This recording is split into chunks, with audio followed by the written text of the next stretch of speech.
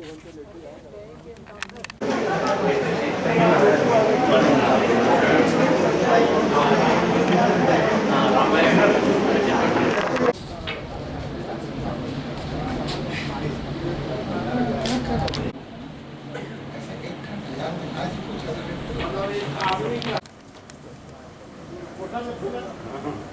काम जानता है।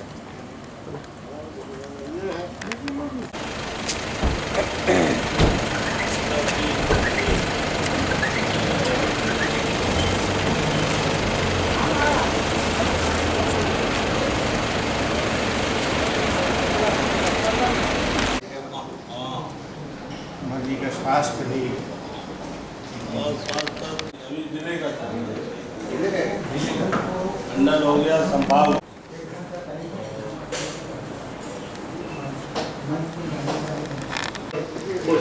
करते हुए उसके साथ ही साथ और दीप प्रज्वलन, ये दीप शिखा उद्गामी होती है, अर्थात ये विश्वविद्यालय जीवन में हमेशा प्रगति ऊंचाई और आप दीपों उठाओ अपने मुख्य मंत्री महोदय तिवारी और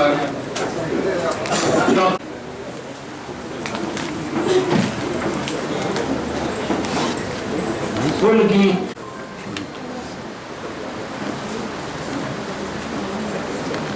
अपेक्षाओं का प्रतिबिंब होता है, तभी से प्रस्तुत है फुल गीत। स्वतंत्रता समता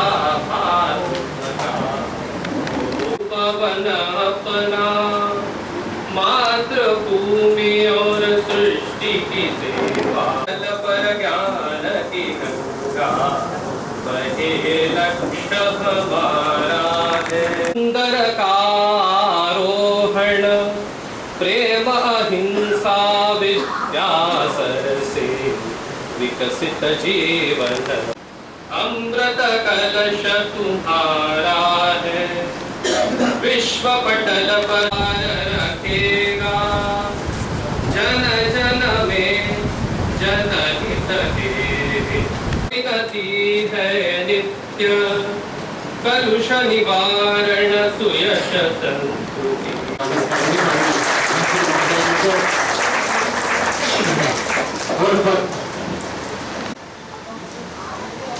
और अयोध्या शोध संस्थान अयोध्या फैजाबाद से बैच लगा प्रति पुष्ट से उनका अभिनंदन।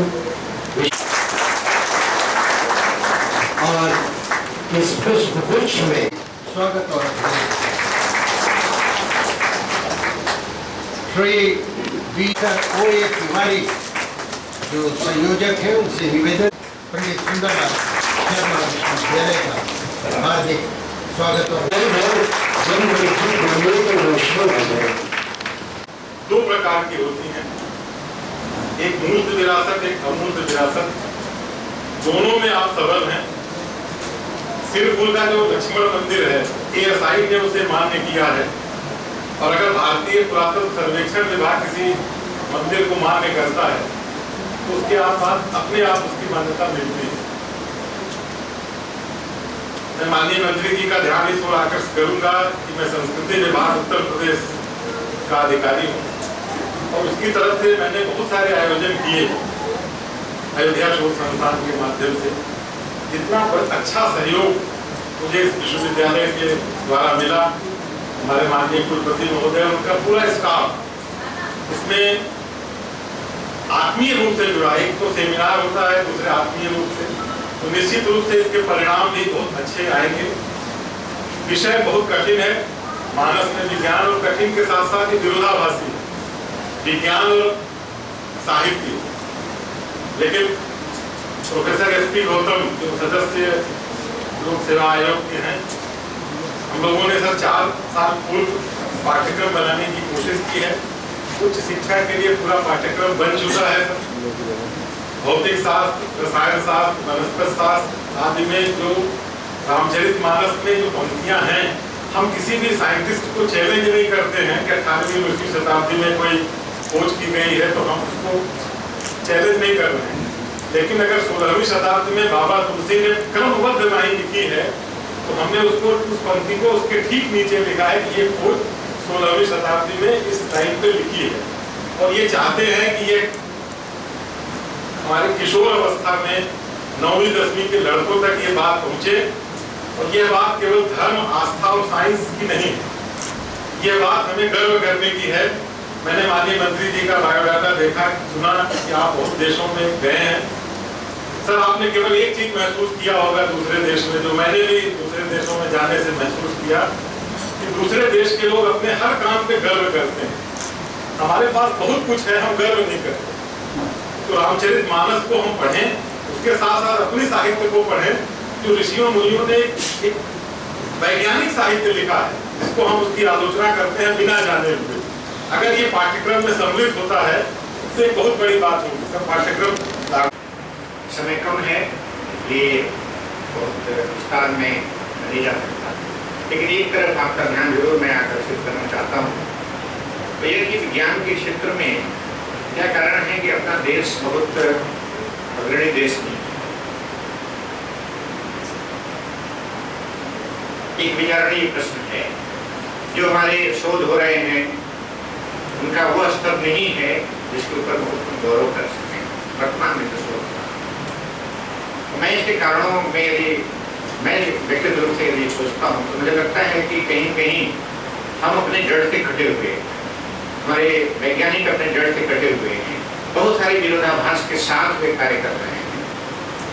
संस्कृति ने उन्हें एक बहुत अच्छी विरासत दी, अध्यात्म की, उस पर उनकी श्रद्धा उतनी नहीं है जितनी होनी चाहिए।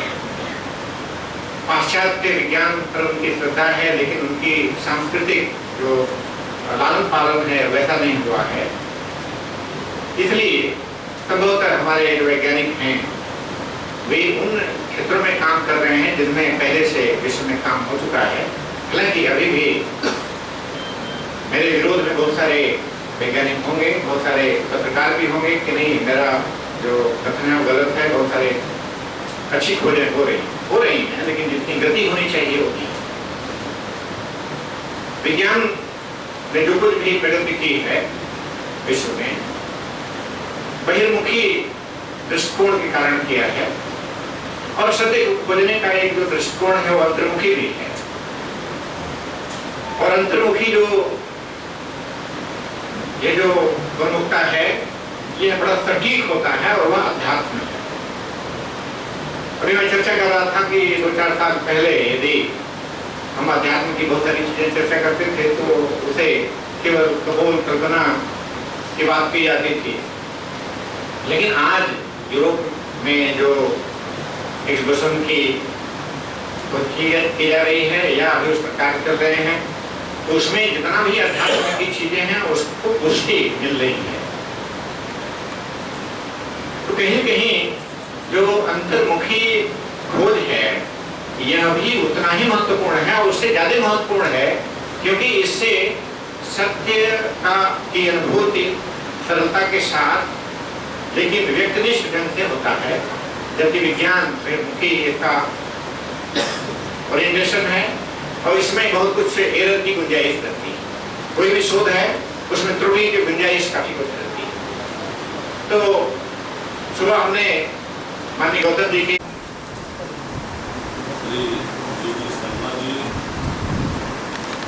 आते आते देख रहा था हमारे यहाँ जाते हैं लोग, कोई लोग विषय वस्तु के बारे में एक आध तो नोट में दिया कि वर्षा से एक गुण निकलता है, तो वर्षा के गुण से ध्वनि पैदा हुई, ध्वनि के गुण से एक तत्व फिर वायु पैदा हुआ, वायु के गुण से एक तत्व अग्नि पैदा हुआ, फिर अग्नि के गुण में ये तीनों गुण होते हैं, ध्वनि, वायु, और उससे आगे जा करके वो उस अग्नि के गुण में गंध जब मिला तो पृथ्वी पैदा हुआ, और पृथ्वी से ये 5 गुण जो हम लोगों में मिलता है। तो उसका एक लाइन में वो रामचरितमानस में कुछ लिखा था, मैं वहां से यहाँ तक 3 बार पढ़ा लेकिन मुझे याद नहीं कि हम लोग जब पढ़ते थे और उस समय का काल, उस समय बहुत इस बातों पर तर्क वितर्क होता कि रामचरितमानस एक हाइपोथेटिकल एपिक है। कुछ लोग की एक कल्पना करके बोले तुलसीदास जी ने लिख दिया। समाज में उस समय इतनी विकृतियां थी, तो समाज को सुधारने के लिए एक रामचरितमानस, ये अपने आप में रामचरितमानस, इसका अगर संदेह करें कि राम जी जब मानस के रूप में आए, मनुष्य के रूप में अपने कैसे चरित्र का यहाँ पर जीवन में जिया, यही है रामचरितमानस। अब जैसे जैसे उस पर बातें होती गई तो किसी भी चीज को हम लोग सही नहीं मानते।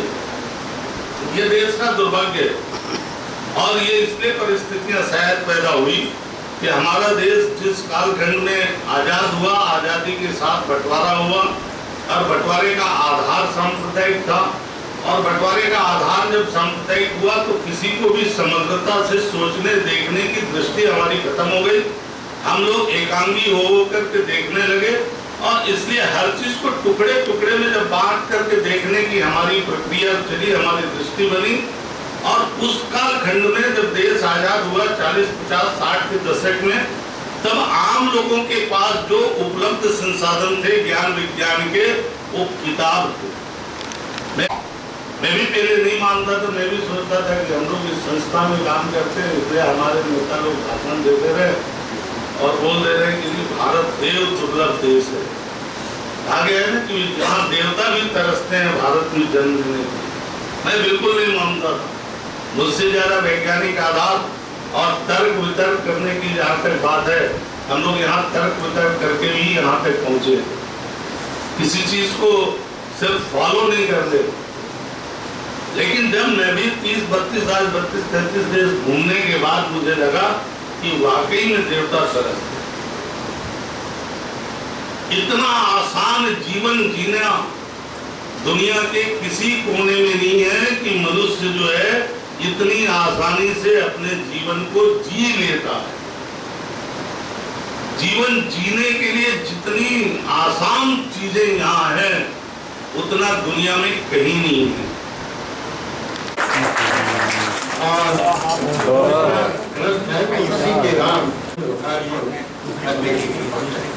मैडम मतलब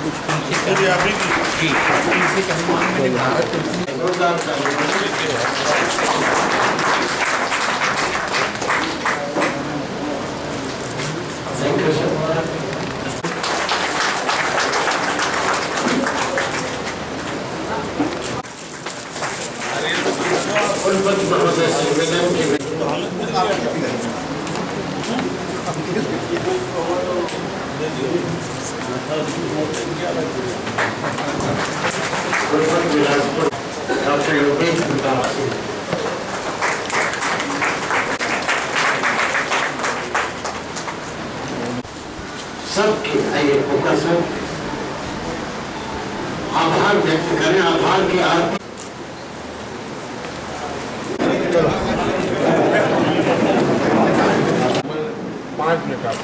अभी तो मुश्किल, अभी तो मुश्किल है बात।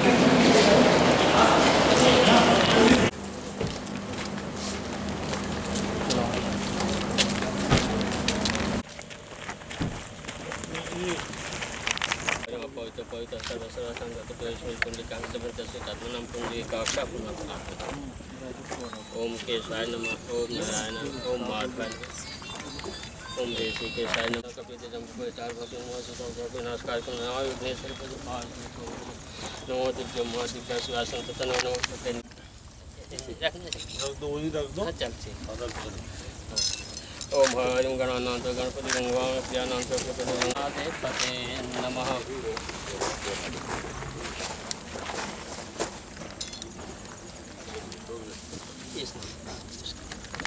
सिंधु कावरी स्नानान्ते समर्पयामि भ्यो सवाव सरसपुर कावरी सरिष्ण विष्णु बृहस्पति दधातु। तो भी चलना पड़ेगा। हाँ